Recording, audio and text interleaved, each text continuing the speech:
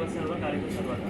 गुरु ब्रह्मा गुरु विष्णू गुरुदेव महेश्वरा गुरु साक्षात परब्रह्म तस्मै श्री गुरुवे नमः। सर्वप्रथम व्यासपीठावर उपस्थित सर्व सामाजिक राजकीय धार्मिक जय श्री महाकाल सतनमो आदेश। आज श्री श्री 1008 महामंडलेश्वर पायल नंदगिरी आईसाहेब यांच्या अष्टचिंतन सोहळ्यासाठी आपण सर्व आपला अमूल्य वेळ देऊन इथे उपस्थित आहोत। सांगायचं म्हटलं तर ध्यानमूलम गुरुमूर्ती पूजामूलम गुरुपदम मोक्षमूलम गुरुकृपा। जर गुरूंची आपल्यावरती कृपा झाली तर आपला मोक्षाचा मार्ग सहज सोपा होतो। जसं सांगितलंय 4 खाणी आणि 4 वाणी। 4 ज्या वाणी आहे परापशक्ती मध्यमा आणि वैखरी आणि 4 खाणी आहे। या 4 खाणीतून प्रत्येक जीव जन्म घेतो, पण मनुष्य जन्म हा दुर्लभ आहे आणि मनुष्य जन्म 84 लक्ष योनी फिरून आल्यावरती मनुष्य जन्म आपल्याला प्राप्त होतो। परंतु आपण बघितलंय ह्या कलियुगात सर्वच प्रत्येक जीव मोहमायात अडकून काय करतोय अधोगतीकडे जातोय। तसे गुरु आणि सद्गुरु म्हणजे जे सत जे आहे सत संग म्हणजे काय चांगल्या गोष्टींचा संग ते सत मार्गाकडे आपल्याला नेतात। तिमिरातून तेजाकडे प्रभू आमच्यानी जीवना म्हणजे अंधारातून आपल्याला प्रकाशाकडे नेतात। तसं सरांनी सांगितलं तर गुरु हे परीक्षासारखे, पण एका ठिकाणी मला वाचनात आलं मॅम का गुरुला परीक्षापेक्षाही मोठी उपमा दिली, कारण परीस हे फक्त लोखंडाचं सोनं करतं, लाकडाचं सोनं करतं का? तसं गुरु जे असतात ते सर्व जे काही दगड धोंडे म्हणजे ज्ञानी अज्ञानी मूळ सर्वांचा उद्धार करतात। म्हणजे गुरु आणि शिष्य होते ते गुरु दररोज स्नानासाठी गंगेवरती जायचे आणि शिष्याला सांगायचे का आपल्या आश्रमातल्या एका पेटीत मी एक परीस ठेवलाय, त्या पेटीला हात लावायचा नाही।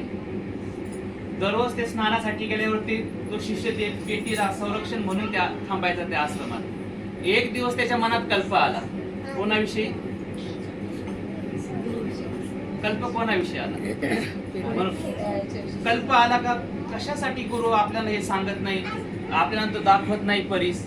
म्हणजे जर भक्ती आपल्या मनात निर्मळ पाहिजे, कल्प आपल्या मनात नको। ज्याच्या मनात कल्प आला त्याच्या अधोगती झाल्याशिवाय।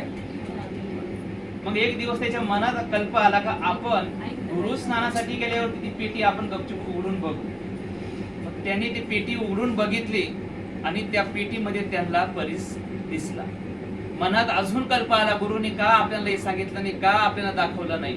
मग गुरुन आल्यावरती विचारलं, गुरु असं का केलं तुम्ही? गुरुन सांगितलं, मग तुम्ही तुझ्या मनात काय आलं? तुम्ही म्हणता ह्या पेटीमध्ये परीस आहे, मग ही लोखंडाची पेटी का सोन्याची झाली नाही?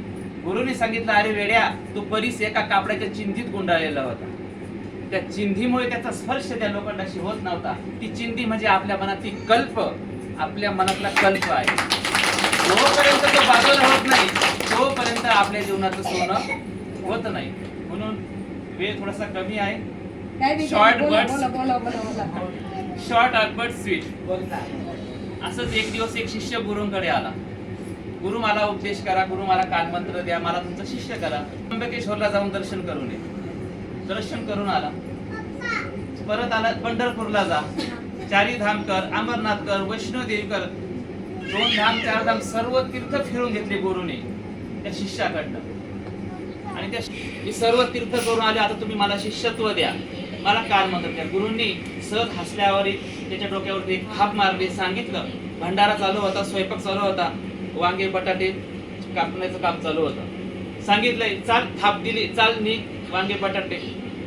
गुरुचा स्पर्श झाला, त्याच्यातून उपदेश झाला, आशीर्वाद दिल्यावरती वाटलं गुरुनी हाच मंत्र आपल्याला दिला काय। गुरुंवरती श्रद्धा ठेवून तो हिमालयात तपश्चर्येसाठी गेला आणि त्याच मंत्राचं ध्यान करता करता त्याला सद्गुरूंची प्राप्ती, आशीर्वाद प्राप्त झाला, भगवंताची प्राप्ती झाली आणि तो 12 वर्षांनी त्या आश्रमात आला।